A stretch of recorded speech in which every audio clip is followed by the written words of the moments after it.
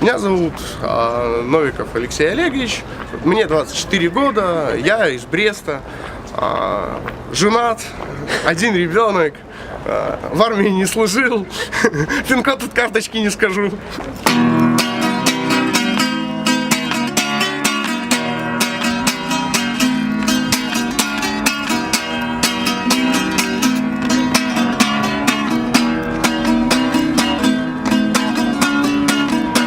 Прекрасная даль, поглотившая небо, облака, как любимой, прижались к земле.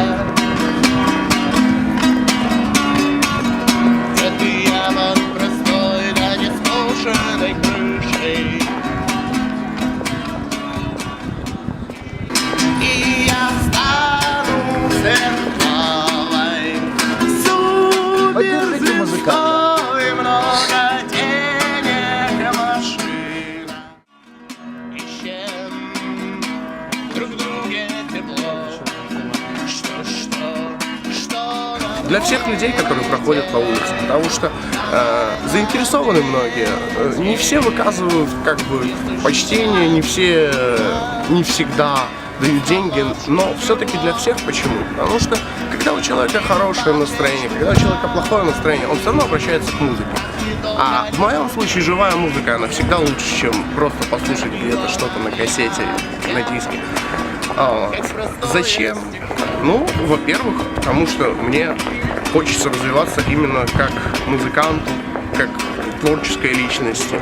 Как люди относятся по-разному, потому что кому-то нравится то, что я делаю, кому-то нравятся песни, которые я исполняю, кому-то нравится то, что вообще кто-то играет на улице, а кто-то, наоборот, к этому негативно относится, они считают, что это раздолбайство, разгильдяйство, я просто не хочу работать. Хотя на самом деле люди не знают, что это мой приработок. Я работаю неофициально, правда, но работаю на стройке. Соответственно, те, кто привык жить по системе, кто каждый день ходит на работу, встает в 7 утра для того, чтобы заработать эти копейки, они считают, что я раздолбай, разгильдяй. Поэтому отношения абсолютно разные, но когда видишь, когда подбегают маленькие детки и слушают, понимаешь, что все-таки это кому-то нужно. Пускай даже маленьким детям, но я делаю это не зря. Практически каждый день какой-то интересный случай случается, потому что в основном подходят практически все категории граждан, начиная от каких-нибудь пьянчужек, заканчивая молодыми девушками, заказывают песни. Сегодня, грубо говоря, был забавный случай. Подошли два парня, послушали, дали немножко денег, а после этого подарили моему сыну ботинки новые.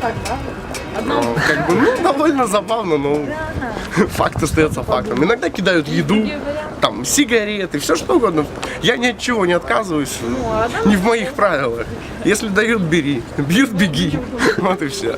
Первый раз очень было страшно, серьезно говорю, вообще не ожидаешь, какая будет реакция у людей, как люди посмотрят, как люди отнесутся. Мало ли кто там может подойти и навалять по шее, может быть еще что-то. Но с течением времени это прошло как бы. Первый раз я, правда, в Москве играл, вот. Это было в 6 утра, и я не мог попасть в метро. Вообще не было денег, а мне нужно было доехать до центра Москвы. И пришлось реально в 6 утра расчехлиться, сыграть пару песен. Мне накидали денег, я взял и пошел, купил билет на метро и доехал до центра. Тоже одна из забавных историй. Это уже, наверное, 15-я или 16-я гитара. В Бресте конкретно нет. Было так, что я сам ломал, чисто случайно или при каких-то обстоятельствах. Когда гололед был, один раз упал и разбил просто. А в Москве реально практически постоянно, минимум раз в полгода гитара ломалась, потому что то дагестанцы, то господа полицейские, то еще что-нибудь. У нас к этому чуть по-другому относятся. Слава богу, милиция к этому относится нормально. И просит не играть после 5 вечера, потому что реально после 5 вечера люди уже выпившие идут с работы. И начинается создание криминогенной обстановки. А так, в этом плане наши органы правопорядка гораздо лояльнее, чем в Москве. Насколько часто я в Москве бываю? Сейчас уже не часто, потому что родился ребенок и приходится быть здесь, потому что с маленьким ребенком ехать в Москву — это не то, что ехать одному или просто с женой. Вот. Ну, езжу как минимум раз в год, потому что там у меня живет бабушка, там у меня моя группа собрана, готова. Мы записали альбом. Как это называется? Уличные музыканты это называется. В принципе, уличные музыканты существуют по всему миру. Действительно, пробиться на эстраду из-за того, что нет финансов или нет спонсоров, люди таким образом пытаются проявить себя. Многие, кстати, кто начинал играть на улице, действительно пробились на эстраду благодаря именно своему таланту, такие как Noise MC. Я слышал, что даже Максим когда-то играла на Новом Арбате. Ну, не знаю, правда или нет. Ну, с чего-то надо начинать. Попутешествовал очень много, играл в разных городах. В прошлом году был в Одессе 2 месяца.